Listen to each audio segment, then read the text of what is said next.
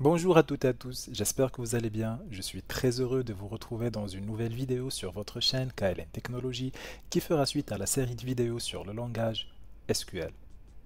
Dans les vidéos précédentes, nous avons vu les notions de base du langage SQL en commençant par les commandes principales select, where, group by, having, insert, update, delete, etc. Nous avons également vu les opérateurs de comparaison en SQL, supérieur, inférieur, supérieur égal, inférieur égal, etc. et les mots-clés de type in, like, between. Nous avons abordé les commandes alter et case et finalement, les dernières vidéos se sont focalisées sur les opérations ensemblistes avec l'union, intersect, except et les jointures avec l'inner join, le left join et le right join. Vous pouvez toujours revenir à ces vidéos en consultant la playlist du langage SQL sur la chaîne. Dans cette vidéo, nous allons faire suite à ce qu'on a vu et nous allons aborder une nouvelle notion, à savoir les sous-requêtes ou qu'on appelle également les requêtes imbriquées ou subqueries en anglais.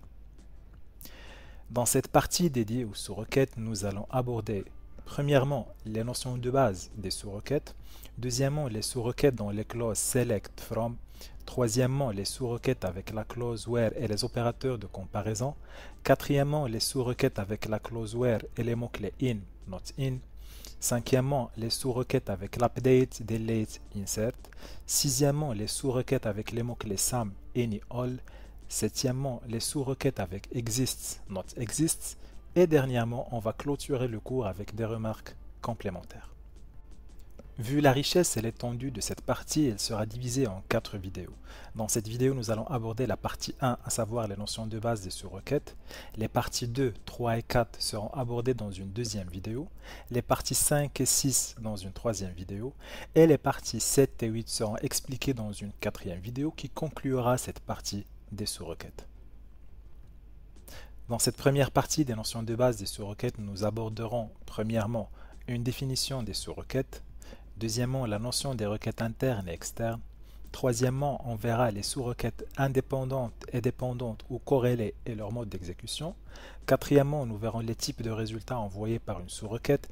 Et finalement, l'emplacement des sous-requêtes dans une grande requête.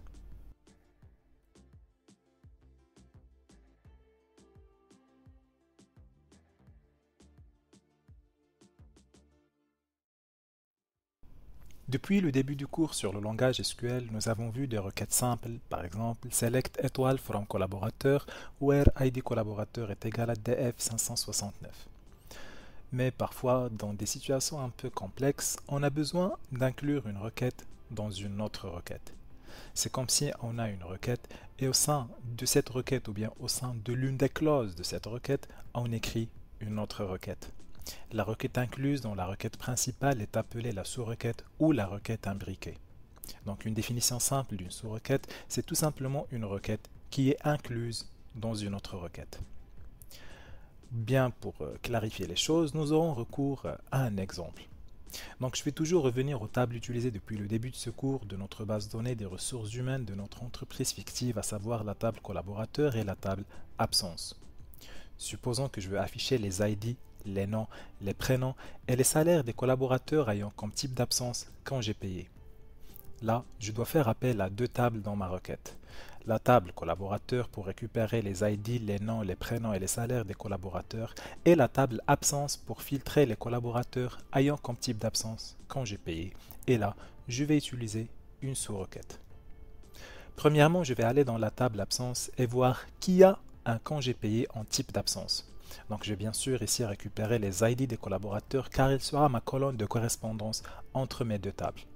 Ma requête SQL sera donc select ID collaborateur from absence where type d'absence est égal à quand j'ai payé et je vais nommer cette requête la requête B.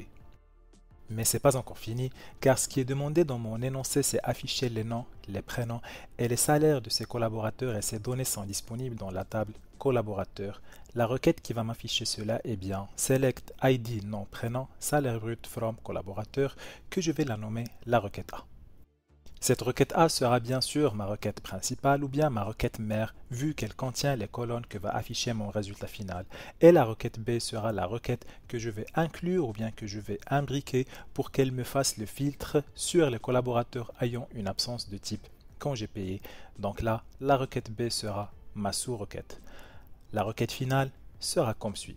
Select ID nom prénom salaire brut from collaborateur where ID in, on ouvre la parenthèse, select ID collaborateur from absence where type absence est égal à congé payé et on ferme la parenthèse de la sous-requête.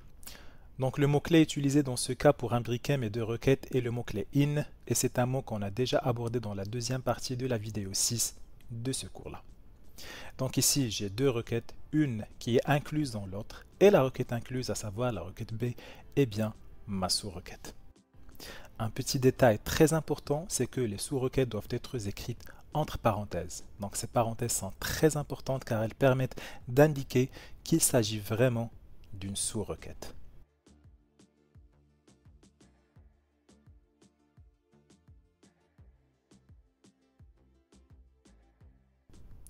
Depuis le début de cette vidéo, je parle de requêtes principales et de requêtes imbriquées. Mais j'ai adopté ces nominations au début pour bien simplifier les choses, car ces deux requêtes ont d'autres nominations qu'on adoptera pour la suite de ce cours. Si l'on revient à la requête principale avec laquelle j'ai sélectionné les collaborateurs ayant comme type d'absence congé payé, cette requête A que j'ai appelée avant requête principale est également appelée requête externe. La requête B, qui est bien sûr la sous-requête ou ma requête imbriquée, est également appelée une requête interne. Donc, elle s'appelle requête interne car tout simplement elle se situe à l'intérieur de la requête principale qui est donc ma requête externe. Alors souvenez-vous de ces deux nominations car elles seront adoptées pour la suite du cours et ce sont les nominations qui sont adoptées dans toutes les documentations et dans toutes les ressources informatiques que vous pouvez trouver, que ce soit sur des livres ou bien sûr des sites web qui parlent des sous-requêtes.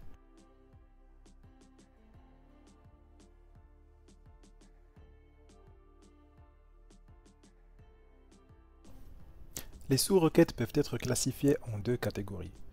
Nous avons les sous-requêtes indépendantes et les sous-requêtes dépendantes qu'on appelle également les sous-requêtes corrélées. Nous verrons la différence entre chacun de ces deux types de sous-requêtes et le mode d'exécution de chaque type et on commence avec les sous-requêtes indépendantes. Une sous-requête est dite indépendante quand elle ne dépend pas de la requête externe ou bien la requête mère. Elle peut être exécutée seule et de manière indépendante. Alors là, quand on dit qu'elle peut être exécutée seule de manière indépendante, c'est-à-dire qu'elle renverra un résultat à elle seule sans avoir besoin de la requête externe. Comme exemple de la sous-requête indépendante, je vais revenir à la requête que j'ai écrite précédemment pour récupérer les ID, nom, prénom et salaire des collaborateurs ayant une absence de type congé payé. Donc ma requête était la suivante. Alors là, cette requête est la requête externe ou la requête appelante et là c'est ma sous-requête ou bien ma requête interne. Alors si je sépare ma sous-requête et je l'exécute à elle seule indépendamment de ma requête externe, elle sera select ID collaborateur from absence where type d'absence est égal à congé payé. Alors si j'exécute cette requête à elle seule, elle me donnera un résultat qui est le suivant. Il s'agit des 3 ID des collaborateurs ayant une absence de type congé payé. Alors là, comme vous voyez, en exécutant cette requête à elle seule, elle a bien donné un résultat et donc elle ne dépend pas de la requête externe. Nous allons maintenant expliquer comment cette requête qui contient une sous-requête indépendante va s'exécuter et comment se fera l'interaction entre la requête externe et la requête interne. Alors là où la requête appelante select ID nom prénom salaire brut from collaborateur aura besoin des ID des collaborateurs ayant une absence de type congé payé pour envoyer leurs données. Et donc, elle va faire appel à la sous-requête. Donc ici, j'insiste sur l'expression « elle va faire appel ». Elle ne va pas s'exécuter vu qu'elle ne va pas renvoyer un résultat, mais elle fera seulement appel à la sous-requête. Cette sous-requête, vu qu'elle est indépendante, elle s'exécutera pour renvoyer les ID des collaborateurs ayant une absence de type congé payé. Donc elle va renvoyer les 3 ID M0056, T4759 et F8308 comme résultat qu'on va appeler le résultat de la sous-requête. Ce résultat sera à son tour renvoyé à la requête appelante, elle va l'évaluer dans sa clause where et celle-ci elle va aller chercher dans la table collaborateur ces trois ID pour retourner les noms, les prénoms et les salaires de leurs collaborateurs respectifs et le résultat final sera comme suit. Généralement parlant, quand on a une requête qui contient une sous-requête indépendante, celle-ci s'exécute de la manière suivante. Premièrement, la requête externe ou bien la requête appelante va faire appel à la sous-requête. La sous-requête va s'exécuter et va renvoyer un résultat qu'on va appeler le résultat de la sous-requête ou bien le résultat initial. Alors attention ici, la requête qui s'est bien exécutée en premier, c'est la sous-requête car elle est la première à envoyer un résultat. La requête principale a seulement fait appel à la sous-requête. Une fois la sous-requête exécutée, son résultat est renvoyé à la requête externe qui évalue le résultat au niveau de la clause, que ce soit la clause where ou toute autre clause, pour finalement renvoyer le résultat final. Alors si vous voyez ici, on peut déduire une autre caractéristique des sous-requêtes indépendantes, c'est qu'elles sont exécutées en premier dans une requête. Ainsi, elles sont exécutées une seule fois pour toutes et le résultat final servira à la requête appelante qui va l'évaluer pour renvoyer à son tour un résultat final. Deuxième type de sous-requête, il s'agit des sous-requêtes dépendantes ou qu'on appelle également les sous-requêtes corrélées. On parle de sous-requêtes corrélées ou sous-requêtes dépendantes lorsqu'on a une dépendance entre la requête externe et la sous-requête. Les résultats de la sous-requête vont donc dépendre des valeurs de la requête externe et donc il ne peut pas être exécuté de manière indépendante ou séparée de sa requête appelante. Pour expliquer cela, nous allons faire appel à un exemple en utilisant la table collaborateur. Je vais supposer que je veux afficher l'ID, le nom, le prénom, le département, la date d'entrée et le salaire brut des collaborateurs ayant le salaire le plus élevé dans leur département. Pour simplifier ou bien pour reformuler l'énoncé, je vais afficher pour chaque département les données du collaborateur ayant le salaire le plus élevé dans ce département. Je vais commencer bien sûr ma requête avec un select ID nom prénom département date d'entrée salaire brut from collaborateur. Alors là ma requête, qu'est-ce qu'elle doit faire? Elle doit prendre chaque ligne de la table collaborateur ou bien chaque ligne du collaborateur récupéré. Elle doit prendre le département de ce collaborateur et puis aller toujours vérifier dans la table collaborateur et chercher tous les collaborateurs affectés au même département de ce collaborateur sélectionné et faire la comparaison entre les salaires pour déterminer si ce collaborateur a le plus haut salaire ou pas. Si oui, il sera renvoyé dans mon résultat final, sinon il ne sera pas renvoyé. Donc ça c'est le fonctionnement global de ma requête. Donc pour rédiger, je dois donc rédiger ma sous-requête qui fera la comparaison des salaires des collaborateurs dans le même département. Je vais revenir à ma requête et je vais ajouter la clause where. Donc la colonne qui sera après le where est bien évidemment le salaire brut vu qu'elle sera utilisée ou bien vu que le salaire brut c'est la donnée qui sera utilisée pour faire mes comparaisons. Donc j'aurai select ID nom prénom etc. from collaborateur where salaire brut est égal à select. Alors là, après le select de ma sous-requête, je dois spécifier max du salaire brut, bien sûr, car je vais comparer le salaire récupéré par la requête externe avec le salaire maximal qui sera récupéré par ma sous-requête. Je continuerai la rédaction de ma requête. Donc dans ma sous-requête, j'ai select max du salaire brut from collaborateur. Donc toujours on cherche dans la même table qui est la table collaborateur. Donc si je m'arrête là, ma sous-requête, qu'est-ce qu'elle va faire? Elle cherchera le collaborateur ayant le salaire maximal parmi tous les collaborateurs qui existent dans la table collaborateur. Or, ce n'est pas ce que je veux. Donc là, dans ma requête, je dois ajouter une condition pour que le salaire du collaborateur récupéré par la requête externe soit comparé au salaire maximal dans le même département de ce collaborateur. Donc ici, je vais ajouter une clause where département est égal à département. Alors là, qu'est-ce que ça signifie cette égalité dans cette sous-requête? Donc il signifie que ma sous-requête va voir le département du collaborateur, bien sûr, qui a été sélectionné par ma requête externe, et le comparer avec le salaire maximal des collaborateurs dans le même département. Là, la première valeur du département correspond au département du collaborateur sur lequel pointe ma requête externe, et la deuxième valeur correspond aux valeurs de ce département qui seront parcourues par ma sous-requête pour chercher le salaire maximal. Mais cette requête qu'on vient d'écrire ici représente un tout petit problème. Car si je dois spécifier dans ma requête qu'une valeur de département vient de la table collaborateur de la requête externe et l'autre vient de la table collaborateur de la sous-requête, c'est comme s'il y aura deux traitements différents qui se feront sur ces tables-là. Donc je dois ajouter les alias. Vous pouvez toujours revenir à la vidéo 7 de ce cours dans laquelle nous avons abordé la notion des alias en détail. Ma requête prendra la forme suivante. Alors select, ID, nom, prénom, etc. from collaborateur. Le premier alias c'est col1.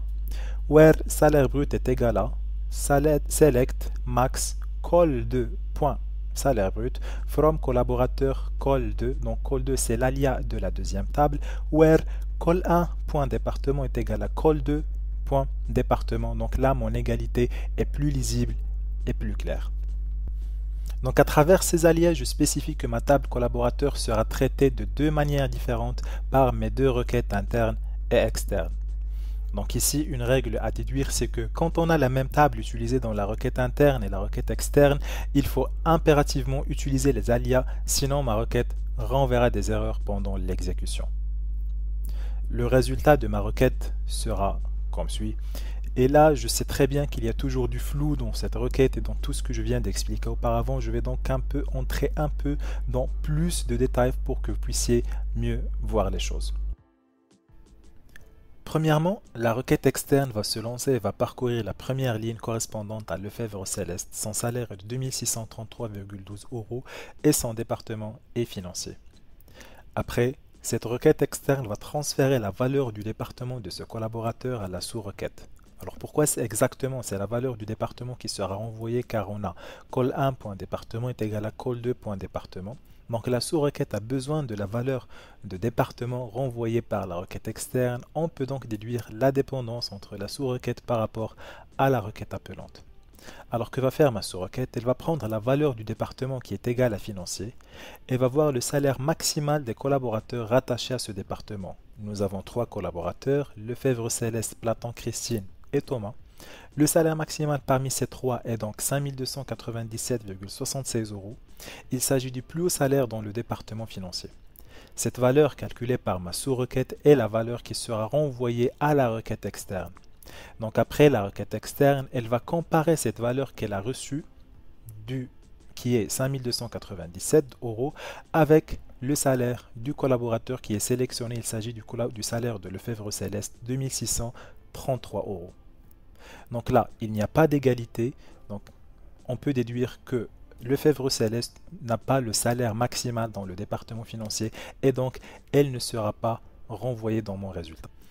Deuxième ligne, il s'agit du collaborateur Mathieu du département IT dont le salaire est de 3158,48 €. La valeur du département qui est IT sera renvoyée à la sous-requête. La sous-requête va chercher le salaire maximal des collaborateurs attachés à ce département IT. Parmi ces trois valeurs, nous avons 3345,7 € qui est la valeur maximale ou bien qui est le salaire maximal. Donc une fois cette valeur trouvée par ma sous-requête, elle sera renvoyée à la requête externe pour la comparaison. Donc est-ce que le salaire de 3158 € de Mathieu est égal à 3345 €? Eh bien, sûr que non. Donc Mathieu n'a pas le salaire le plus haut dans le département financier et donc il ne sera pas renvoyé dans mon résultat car cette égalité n'est pas vraie. Troisième ligne, Lopez-Pierre qui est rattaché au département des ventes avec un salaire de 1856 €. La valeur du département vente sera renvoyée à la sous-requête. Elle va chercher tous les salaires dans ce département des ventes et va renvoyer leur valeur maximale. La valeur maximale est de 3469 €. Cette valeur sera retournée à la requête externe pour bien sûr l'évaluer. Et là, on voit bien que le salaire de 1856 € de Lopez-Pierre ne correspond pas au salaire maximal dans ce département et donc mon collaborateur ou bien mon troisième collaborateur ne sera pas renvoyé dans mon output final de ma requête. Quatrième ligne, Philippe Vandelaire du département des achats dont le salaire est de 3642 €. Donc la valeur achat du département est renvoyée à la sous-requête qui cherchera la valeur maximale des salaires des collaborateurs rattachés à ce département. Comme vous le voyez ici, seul Philippe Vandeleur est rattaché à ce département et donc son salaire bien sûr correspondra à son salaire maximal vu que c'est le seul collaborateur de ce département et donc mon égalité est OK. Philippe Vandeleur sera renvoyé dans mon output final de ma requête, donc il est le seul collaborateur et donc il dispose du salaire maximal dans son département, à savoir les achats. Cinquième ligne, Mézier Claude, du département RH dont le salaire est de 2236 €. Vous l'aurez compris, la valeur RH du département est envoyée à la sous-requête. Celle-ci vérifiera les salaires des collaborateurs dans le département RH et sélectionnera le salaire maximal. Nous avons deux salaires, 2005 € et 2236 €. Le salaire max est bien 2236 €. Cette valeur sera renvoyée à la requête externe et donc il est bel et bien le salaire de Mézier Claude. L'égalité est OK. Claude a le plus haut salaire dans le département RH. Il sera envoyé par ma requête finale. Sixième ligne, Foufon Paul du département IT dont le salaire est de 2665 €. La sous-requête toujours recevra la valeur IT de la requête appelante et effectuera la même recherche pour trouver le salaire maximal dans ce département IT. Le salaire le salaire maximal correspond à 3345 € qui n'est pas bien sûr le salaire de Foufon Paul, donc celui-ci ne dispose pas du salaire le plus élevé dans le département IT, il ne sera pas envoyé. Septième ligne, Delcan Marie, du département des ventes dont le salaire est de 3469 €. Donc la valeur du département vente sera envoyée à la sous-requête pour chercher le salaire maximal dans ce département. Donc comme vous voyez, 3469 €, il s'agit bien du salaire maximal qui sera envoyé à la requête pour l'évaluer. Il s'agit bel et bien du salaire de Delcan Marie. Donc Delcan Marie dispose du salaire maximal dans le département des ventes et donc elle sera envoyée par mon résultat final. Huitième ligne, Platon Christine du département financier dont le salaire est 5297 €. La valeur du département financier est renvoyée à la sous-requête. Elle cherchera le salaire maximal qui est 5297 €. Il s'agit bel et bien du salaire de Platon Christine. Donc une fois cette valeur envoyée à ma requête, l'égalité sera OK. Donc Platon Christine a bel et bien le salaire le plus élevé dans son département et donc elle sera envoyée dans mon output final. Neuvième ligne, du collaborateur Trollet Adam du département marketing dont le salaire 2777 €. La valeur de ce département sera renvoyée à la sous-requête qui va chercher le salaire maximal dans ce département. Et puisque Trollet Adam est le seul collaborateur de ce département, donc son salaire correspondra obligatoirement à son salaire maximal. L'égalité est vraie une fois cette valeur envoyée à la requête et donc il sera envoyé dans mon output final. Dixième ligne, Klein Olivier du département IT dont le salaire est de 3347 €. Donc une fois la sous-requête recevra la valeur IT, elle effectuera ses recherches et trouvera que le salaire maximal est de 3345 €. Ma requête principale fera la comparaison et trouvera qu'il s'agit bel et bien du salaire de Klein Olivier qui est le plus haut salaire dans le département IT. Maintenant que l'on a bien compris le principe de fonctionnement de notre sous-requête corrélée, on déduira que Fouron, Thomas et Pérez ne seront pas renvoyés car le salaire ne correspond pas aux salaires maximaux dans leurs départements respectifs, à savoir les départements financiers et RH. Donc on peut donc déduire notre résultat final qui sera le suivant et chaque ligne représente le collaborateur ayant le plus haut salaire dans le département auquel il est affecté. D'après cet exemple, on peut généraliser le fonctionnement ou bien le mode d'exécution d'une requête qui contient une sous-requête dépendante. Nous avons donc la requête externe ou la requête appelante qui s'exécute et récupère une ligne de la table. Ensuite, cette requête externe envoie une valeur ou bien un résultat initial à la sous-requête qui évalue la valeur envoyée par la requête externe.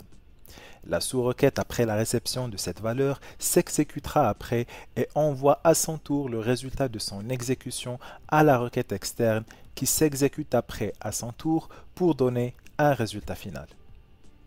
Donc ici, il y a une petite expression tout au début, récupère une ligne de la table. Ça veut dire que ce processus que je viens d'expliquer, contrairement à la sous-requête indépendante, va s'exécuter en tant de fois que le nombre de lignes de la table parcourue par ma requête. Car, comme nous avons vu, la requête doit parcourir chaque ligne de la table et le résultat de chaque ligne est envoyé à la sous-requête qui ne peut pas s'exécuter sans ce résultat. La sous-requête à son tour va s'exécuter autant de fois que le nombre d'inputs qu'elle a reçus et qui lui est aussi égal au nombre de lignes de la table. Donc une fois toutes les lignes de la table parcourues, on obtient le résultat final de notre requête et, je le redis, Contrairement à la sous-requête indépendante, la sous-requête dépendante s'exécute autant de fois que le nombre de lignes de notre table.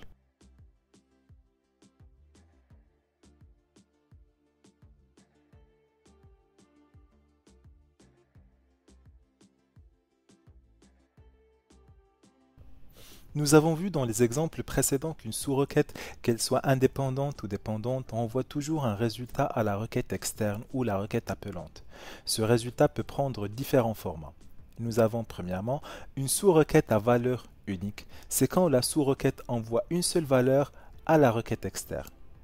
Comme exemple, je vais toujours au niveau de la table collaborateur, je vais vous demander de m'afficher les collaborateurs dont le salaire est supérieur ou égal à la moyenne des salaires des collaborateurs dans la table collaborateur.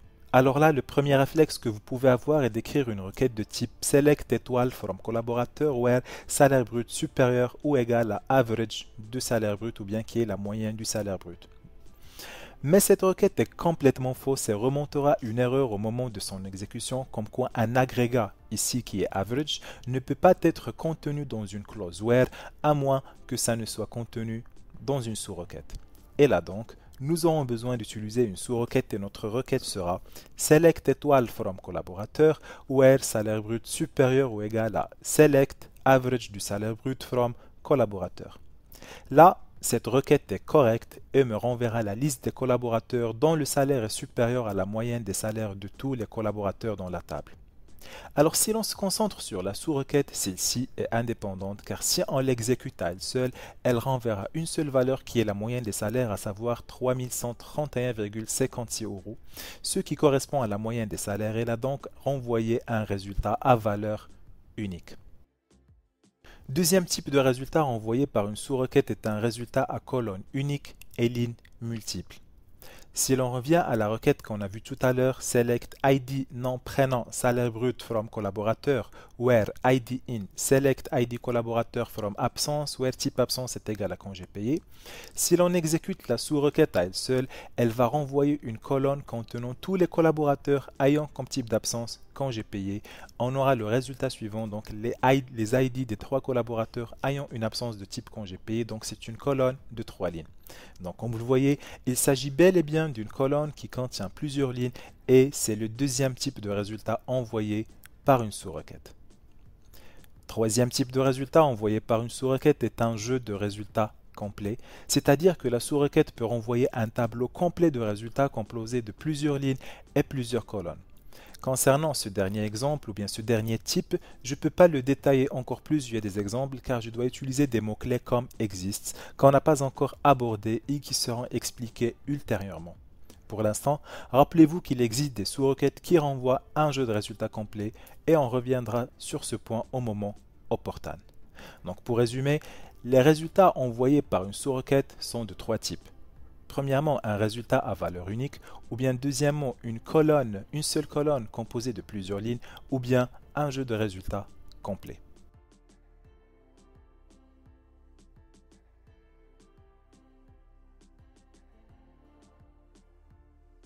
Dans tous les exemples précédents, la sous-requête était placée dans la clause where, mais une sous-requête peut être placée dans différents endroits d'une requête au niveau de différentes clauses et peut être accompagnée de différents mots-clés et opérateurs mathématiques. Nous avons la sous-requête peut être dans les clauses select, from et where. Donc on peut trouver une sous-requête dans une clause select, dans une clause from et dans une clause where. Dans les clauses update, delete et insert, donc on peut utiliser les sous-requêtes même avec les update, les delete et les insert. Avec les mots-clés in et not in, notamment avec la clause where. Avec les opérateurs de comparaison supérieur, inférieur, supérieur, égal, différent de. Avec les mots-clés sum, any, all, et finalement avec les mots-clés exists et not exists. Nous allons détailler ces cas dans les prochaines vidéos. Je sais qu'il y a des mots-clés qui ne vous sont pas familiers, à savoir sum, any, all, exists. Ne vous inquiétez pas, nous allons traiter tout cela très prochainement. Alors cette vidéo touche à sa fin, c'était une vidéo introductive de la partie des sous-requêtes. C'est une notion qui est un petit peu poussée en SQL. J'espère que vous êtes maintenant familiarisé avec cette notion de ce langage qui nécessite d'autres vidéos pour l'aborder de bout en bout. Je vais consacrer les 3 prochaines vidéos rien que pour cette notion des sous-requêtes pour que vous puissiez la maîtriser comme il faut. N'hésitez surtout pas à vous abonner sur la chaîne pour recevoir la suite du cours. À très bientôt.